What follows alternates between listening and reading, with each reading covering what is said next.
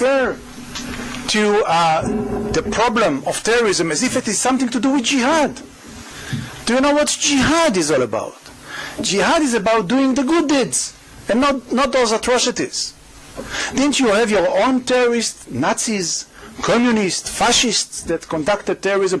Why now everybody refers to Islam and terrorism as subject matters that are interconnected? It was very persuasive. Then it was my turn to talk. And I was standing, and he was still in the room, and I was referring to him, and I said to him, my friend, thank you, from the bottom of my heart, thank you for having this trouble to fly all over the way from Sudan to Brussels to share with us those two important messages. That those terrorist atrocities, this is not Islam. This is not jihad. It's very important for us to know, and I mean that. But between you and me, my friend, I don't really understand why did you bother to fly all over the way from Sudan to Brussels to share those two messages with us instead of staying in Sudan or crossing to Yemen or crossing to Afghanistan or crossing to Pakistan or crossing to Indonesia and so on and so forth, and tell those people which are beheading innocent civilians and killing innocent civilians in those atrocities under the name of Islam, raising the flag of jihad while they do that. If you have a mission in life, is to tell them that this is not Islam, this is against Islam, this is against jihad.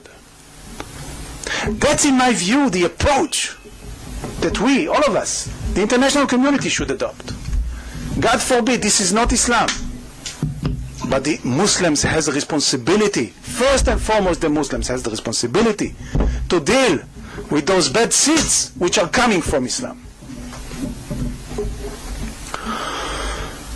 You know, there is one privilege in being a scholar. There are several privileges. One of them is the sabbatical year. And I was spending my sabbatical year 2 years ago at Stanford. And I have to say that this was maybe the best year ever I had. But it was also professionally very, very interesting for me because it was the election year of President Obama. And I was teaching in Berkeley, I was teaching at Stanford, and everybody there was pro-Obama, Democrat. This is the Bay Area, just to remind ourselves, the capital of liberal thoughts and so on and so forth. And just after Obama was elected, he was traveling to Cairo afterwards, and he was giving his first speech to the Muslim world. I'm sure you are all familiar with the speech. Few hours after that, the San Francisco TV came to interview me about what is my reaction to the speech.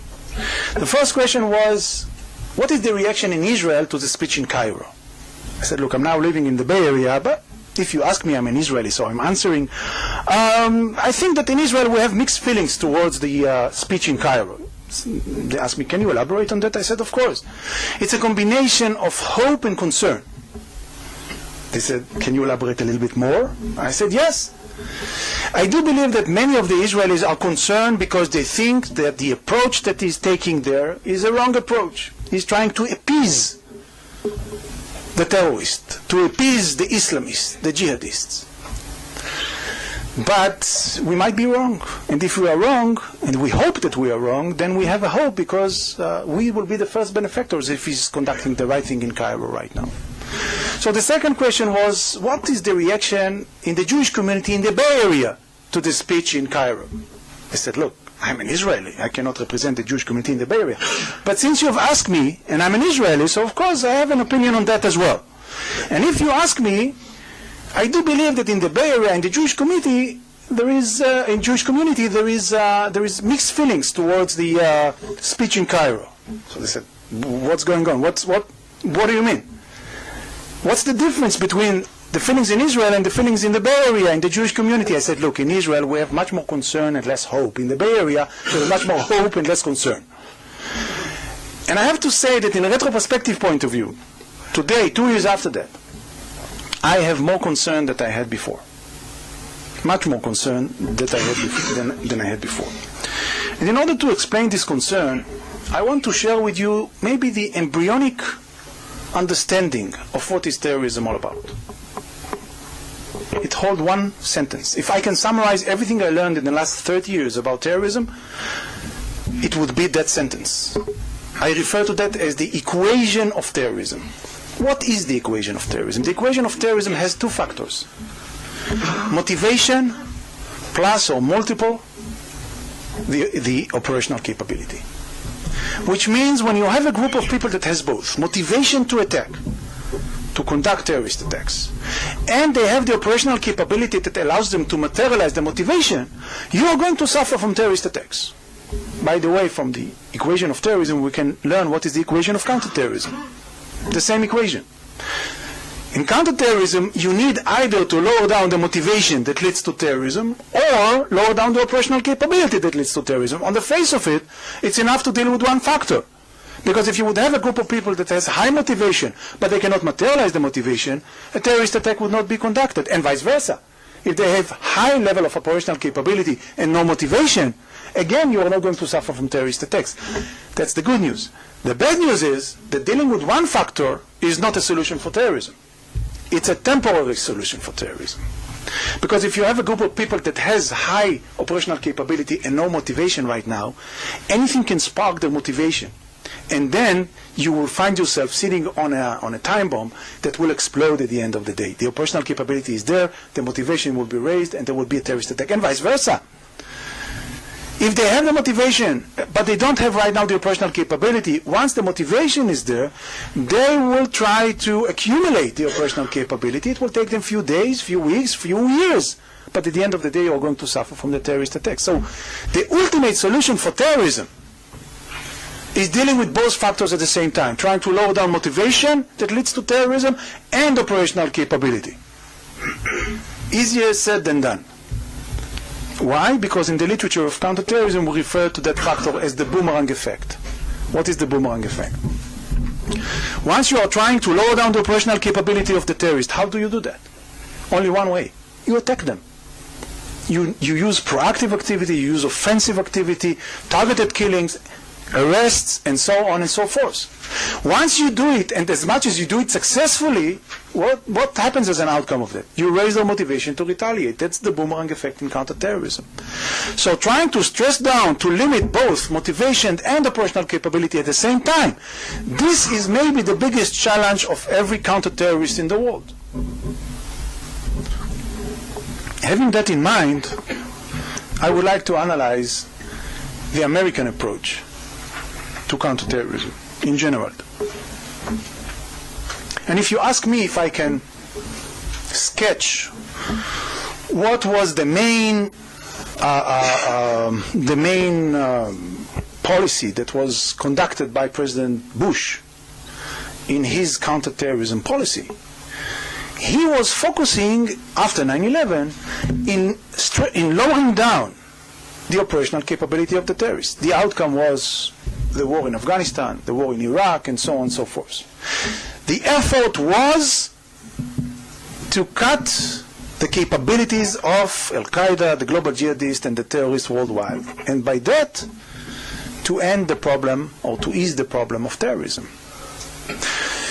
I would say that he didn't pay enough attention, and I'm saying that not in a retrospective point of view. I have concrete letters that I wrote to his administration at that period of time. He didn't pay enough attention to the need, simultaneously, to deal with counter-motivation. It started at the end of his term, but it was too late. President Obama came with the opposite policy. President Obama came with a clear understanding that there is a need to deal with the motivations. Causes, root causes, and so on and so forth. Maybe we'll talk about the term root causes later on. So we need to deal with the motivations, but he didn't really get it, in my view, that there is at least the same level of need to deal with the operational capability of the terrorists. So none of those two administrations actually fully understand the magnitude and the processes which are needed to be conducted in order to contend with terrorism. Let's focus for a minute in the policy of President Obama. A few months ago, the White House advisor for counterterrorism, John Brennan, was giving a public speech In his public speech, he was first time introducing the new Obama's administration counterterrorism policy. He started his speech by saying, terrorism is not our enemy. Terrorism is not our enemy. Well, look, if you would have been the White House advisor for human rights, I would understand that this would be the first statement in your public speech. But you are the counterterrorism advisor, so you cannot say that terrorism is not our enemy. Yes, I know you are playing with words and terminology. Terrorism is a tactic cannot be an enemy, therefore terrorism is not our enemy. Fine, I can live with that. But the next sentence was much more problematic in my view. The next sentence was, Islamists and jihadists are not our enemy. As an outcome of that, I wrote an op-ed at the Jerusalem Post, and the title was, if jihadists and Islamists are not your enemy, then who's your enemy? And I do believe that President Obama and his administration got it all wrong. I wrote in the article that President Mubarak knows who's the enemy. King Abdullah from Jordan knows who's the enemy. Many Arab moderate leaders know who's the enemy. They know that the jihadists and the Islamists are the enemies. And once you, the spearhead of the Western society, the protector of liberal values in the world, you are coming and saying that Islamists and jihadists are not your enemy, at least you are sending a confusing message to your allies worldwide. And that started way back before the turmoil in the Middle East, many months before. A few weeks ago, before the turmoil, I was participated in a scholarly meeting between Australian scholars and Israeli scholars. And there was an Australian researcher that gave a talk, gave a speech, and the title of the speech was that Al-Qaeda lost the war. Al-Qaeda lost the war. The reason, or the argument that she shared with us why Al-Qaeda lost the war is, let's analyze what is the goal of Al-Qaeda. The goal of Al-Qaeda is to establish an Islamist caliphate global state, an Islamic radical state that will be controlling the whole world and will be governed by the Sharia law, by the Muslim Sharia law. And she asked the question, is the world 1 inch closer to that goal now, 10 years almost after 9/11? The answer is no. Did Al-Qaeda succeed to change even one regime and to create a local caliphate state? The answer is no. Therefore, Al-Qaeda lost the war. And my answer was, excuse me. Yes, the ultimate goal of Al-Qaeda is to create the caliphate states, no doubt about it. But there are intermediate goals. And the intermediate goal, if you measure them, Al-Qaeda is winning the war. And the intermediate goal of Al-Qaeda and the global jihadists and the local jihadists at large is to do what? To buy hearts and minds. To see that more people will buy into their version of Islam, point of view, miscalculation of Islam, if I may say so. And I'm afraid to say that although I stated in the beginning of my presentation that I still believe that the vast majority of the Muslims did not buy their views, the trend is negative. We see that more and more people are buying into it. And from an historical point of view, the process is quite clear. They are winning the war. This is connected to another process that is happening in the Muslim world and especially in the Middle East. And this is the strengthening of the Iranian axis. Let's face it, in the Middle East for the last few years, almost a decade, we have a competition, what political scientists refer to as zero-sum game. Between two players, two actors. On one side we have the axis, the Iranian axis, and on the other side we have the pragmatic axis. I used to say the pro-American axis after the last few weeks I'm not sure that I can even refer to that as a pro-American axis. So we have the Iranian axis versus the pragmatic axis altogether. Unfortunately, when you analyze the recent years, way back before the turmoil started, you could see that the Iranian axis is winning point by point and scoring points, and this is coming on the account of the pragmatic axis. You can see it in the strengthening of Hezbollah in Lebanon, turning Lebanon into the first, in the coming future, in my view, into the first Islamic radical Shia caliphate state. It's going that way. No doubt about it. At first, they were participating in the municipal election, then the parliament, then they had several members of parliament, and then they have been a neglectable part of the government, and then they become a stronger part of the government, and now they are the one who's running the government via a marionette that they brought to the table, and it's only a matter of a few years until they will be the rulers of Lebanon. We see the same process in Gaza. Some would say maybe in all the Palestinian arena. And Hamas scoring points and gaining power, this is scoring points for the Iranian axis. No other way to see it. Turkey. The decision of Turkey to choose or to bet on the Iranian axis is quite clear. I was engaged in many talks in Turkey. Turkey was selected actually, to build a counterterrorism institute, a NATO counterterrorism institute from all states. Turkey was chosen to have this institute in Ankara. And I wasn't one of the founders, but I definitely was accompanying them and advising them and teaching there from time to time. In one of the international conferences that they held there, which I was one of the keynote speakers there, I gave a talk. It was 5 years ago, 6. And in my talk, I started to say, do you know who's the biggest enemy of Al-Qaeda? They didn't like the next line. I said, it's not Israel. It's not United States. It's not the Western society. It's Turkey. The biggest enemy of Al-Qaeda is Turkey, because Turkey represents the other way of being a Muslim. They represent the ability to be a genuine Muslim and be open to modernity and to be open to the Western society and to live in a different, much more moderate way than what Al-Qaeda has to offer.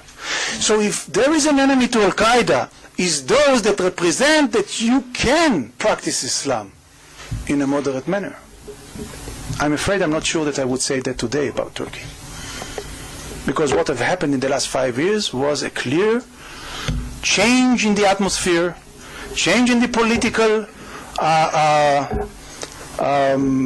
arena, and Turkey is turning into an important member of the Iranian axis in the Middle East and the Arab world. So we see that in the zero-sum game, in the last 10 years, the pragmatic axis is losing, i.e., United States is losing. And then we have faced the turmoil that just started.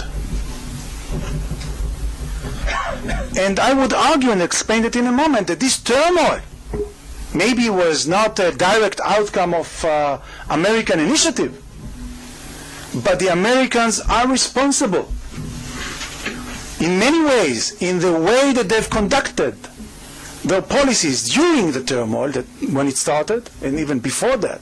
They are responsible to the outcome which, in my view, as you can understand, would lead to a negative outcome in the Middle East and the Muslim world. How come? I call it the American obsession for democracy. When I was spending my sabbatical year at Stanford, I was writing my next book, still writing it, and I had the privilege to be situated in Hoover Institute, which was hosting at that time, still now I believe, Condoleezza Rice. So I had the pleasure to listen to her and the pleasure to interview her and to talk to her. And when people are asking me, what is the subject matter of your next book? I'm telling them, let me tell you what is the subject matter of Condoleezza Rice's next book. Her next book is going to refer to the pillar of the American foreign policy, which was stated by Condoleezza Rice at her time. And this was to introduce democracy to the Muslim world. Democracy will win. Democracy will solve the problems. This is the miracle solution. We will just introduce that to the Muslim world and everything will be fine. My book is exactly the opposite. My book is all about how terrorists and fundamentalists are misusing democracy and democracy apparatuses in order to promote their atrocities, their goals, and so on and so forth. I was amazed with some of the discussions that I held with Condoleezza Rice and some of her colleagues. She was talking about the election in the Palestinian arena. And she was saying, you know, I am not concerned even if fundamentalists are winning the elections. I quote. And you know why? Because it's only temporarily. After a while, after 4 years, 8 years, the people will understand that they got it all wrong and they will vote them out. She didn't understood that when fundamentalists are winning democratic election, it's a one man, one vote, one time. No way to get rid of them, unless you're using violence. But I was even more concerned than that, because she said, you know, we were convinced prior to the election in the Palestinian Authority that Hamas is going to lose. All the security agencies, one after the other, told us that there is no way in the world that Hamas will win this election. And she said she went to sleep that night of the election, and she woke up and she immediately went to a treadmill to train. She opened the television, she watched CNN, and in the news they said that Hamas won the election.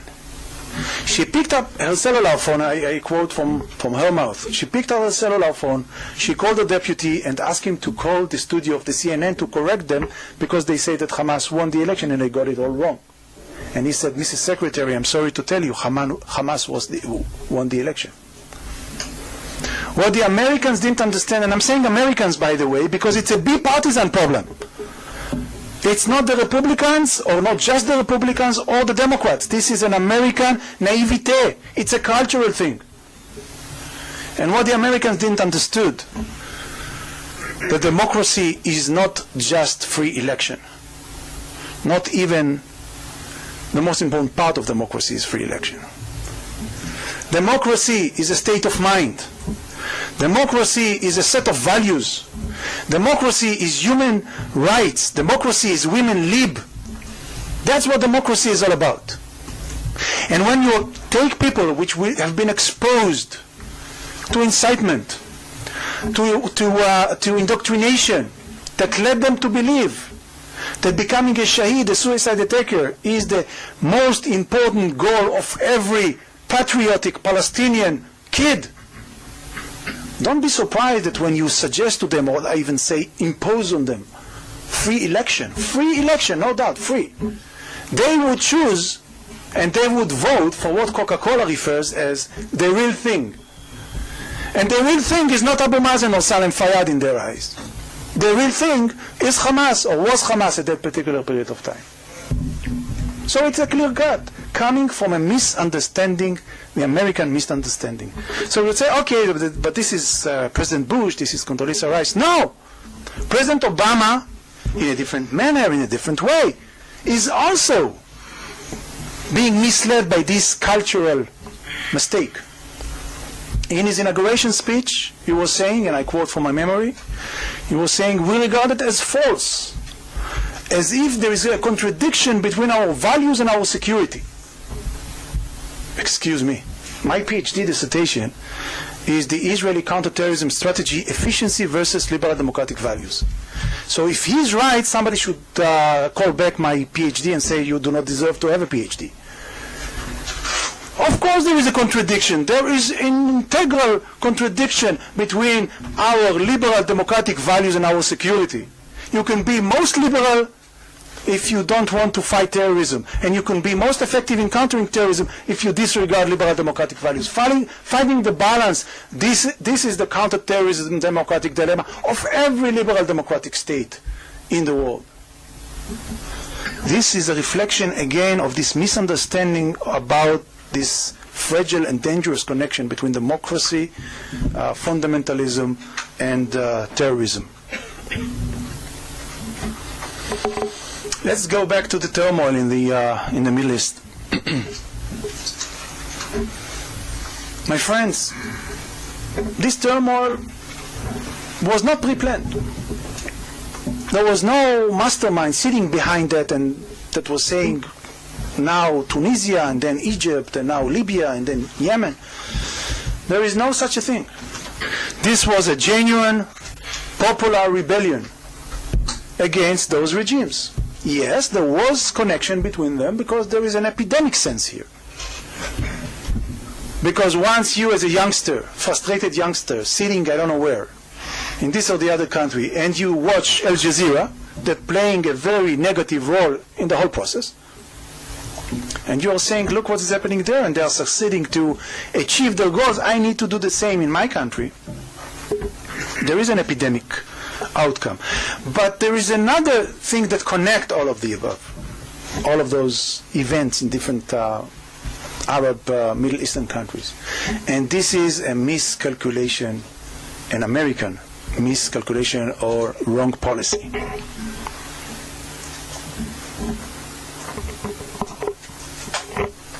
The Americans have sent a very dangerous message to their allies, to the pragmatic axis in the Middle East. And the message is, forget about it. You cannot count on us anymore. It was quite clear in the cold shoulder, at least cold shoulder, that they presented to Mubarak. But it's not only there. Only now they start to understand that something was wrong in their policy.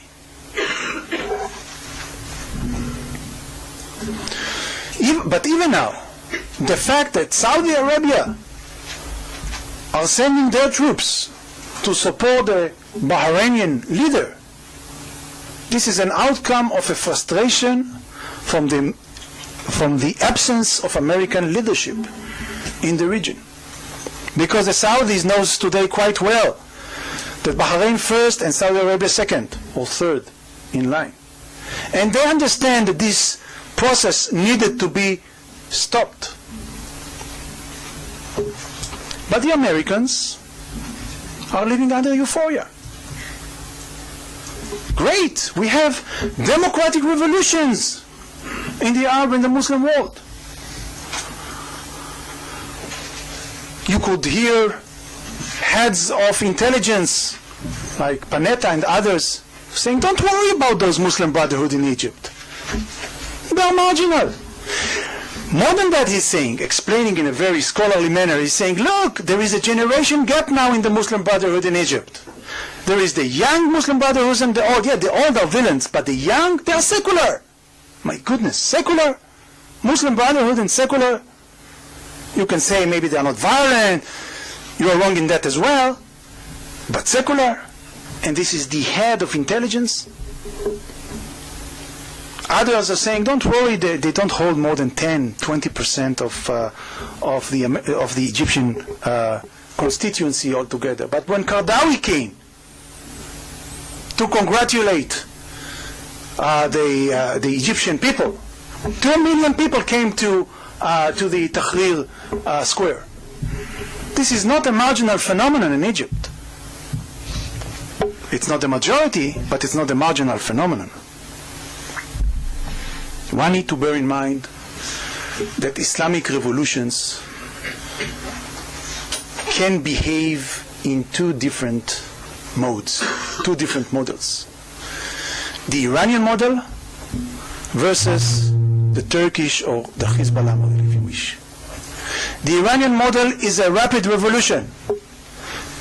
It took them 36 days of Shahpur Bakhtiar government that was paving the way to the change of regime from the Shah into Khomeini. 36 days. But in Lebanon, the Islamic radical revolution is taking place for the last more than a decade, almost 15 years. And that's fine. No rush. No rush. In Turkey, we are in the midst of that process as well. Again, it's fine. I would like to argue that even, hopefully, if the outcome of the revolution in Egypt, for example, would lead to a more democratic, more open government, and we don't know yet. It's still a question. But let's say that the Egyptians would choose in a free election the most liberal and moderate Egyptian that they can vote for. And unfortunately, I cannot suggest names for that title, because I don't think that Amr Musa fits the title, or Bardai. But let's say that it will happen. Does anybody think that this person or this new government has the capability, or will have the capability, to meet the expectation of the Egyptian constituency?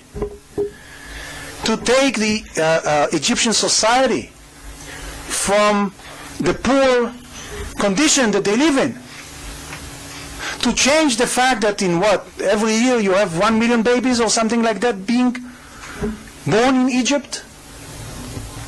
No, I tend to believe that the frustration that will come as an outcome of the fact that they would see that this new elected government didn't succeed to promote their welfare and life would end in a very clear one-way ticket for the other option to win. And the other option is the Islamic radical option. It's the Muslim Brotherhood and their fellow men.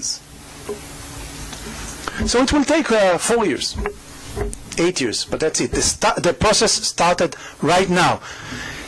I would say, and I will explain it in a moment, it's not deterministic. Maybe you can try to change that, but right now, if you would do nothing, this is my analysis and my expectation of what would the revolution in Egypt and the revolution in all the other Arab and Muslim countries would end. It's a much worse situation than it used to be from a pragmatic point of view. There was an op-ed which was published recently by Shibli Talhami. I believe some of you know him. Very prominent scholar. And the title of his article was in reference to the Egyptian situation, and he said, "This is the nightmare of Al-Qaeda." Excuse me? The nightmare of Al-Qaeda? You are underestimating Al-Qaeda. The argument that he gave, it's the nightmare of Al-Qaeda, because Al-Qaeda is arguing all the time that there is only one way to meet the Muslim goals and expectations, and this is via the violent terroristic way. And now you can see that you can achieve goals or your Muslim goals in other ways. And this is underestimating Al-Qaeda, because then you refer to Al-Qaeda and other terrorist organizations as lunatics, as bloodthirsty elements. Yeah, by the way, they are. But it's not the only thing that they care for. Al-Qaeda and almost all the terrorist organizations which I'm familiar with are rational actors. They have a different rationality, but they are rational actors. What do I mean by rational actors? They calculate cost and benefits and choosing the alternative, which in the eye of the beholder, their eyes, is more beneficial. When we come with a Western point of view, when we come with the Christian, Judaic perspective, we sometimes misunderstand the calculation. We don't understand why did they choose this policy and not the other policy.